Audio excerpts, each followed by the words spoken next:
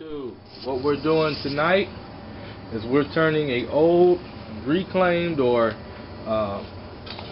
evacuated refrigerant tank into an oil primer for an LS motor. So as you know, on the LS motors, or if you don't know, on the LS motors where the distributor used to go, we have a cam sensor on the Gen 3s. Down bottom here we have a plug. This is an oil galley, so if we remove that plug, we can put pressurized oil through there and prime the motor. Purpose of this is to show you, if you can, this is kind of what Melling did. Took a tank, I drilled a hole here and a hole here.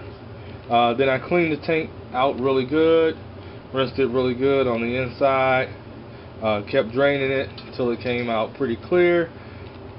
And what I'll do when I first run oil through it, I'll probably run it through a filter, at least a couple quarts, to make sure we don't have anything else left in there. But we had turned it upside down, let it drain out after we rinsed it out really well, let it dry out, and so this is what we have.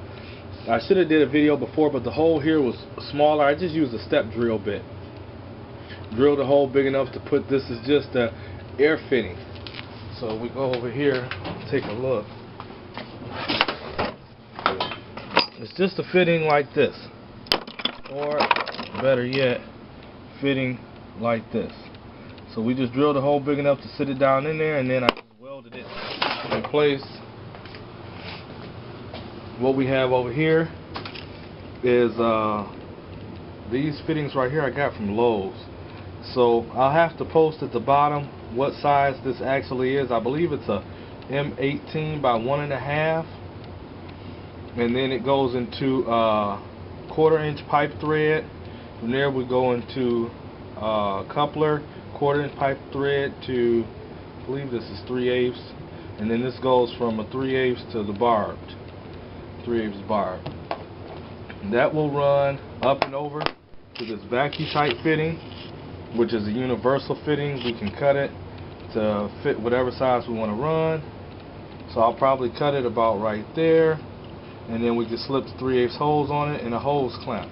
On the other side, I'll cut it probably about right down here, and then we'll run a 1/4-inch. And the reason we want to run this 1/4-inch is because we need to go into this Russell fitting here, which is a 610010, which is a -4 straight. So here we go right there. It's a -4 straight. We go from that -4 straight because on the tank here, this fitting is a -4 straight. So we'll be able to shut it off here, but we'll also be able to put pressurized oil in here. We picked up a O2 sensor Boss. So this is just a standard O2 sensor Boss.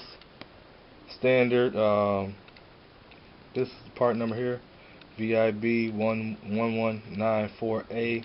This came from Pep Boys, and this was $5.99, so pretty cheap, doing it on the cheap.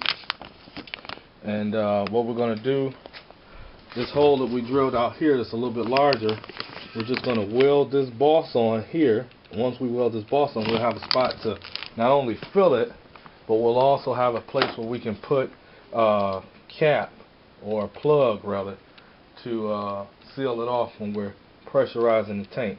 And so this is how I'm building my own little budget priming tool. What I had at first, see if I can get a hold to it and get it up here. What I did at first was took a small block Chevy pump, and this works too.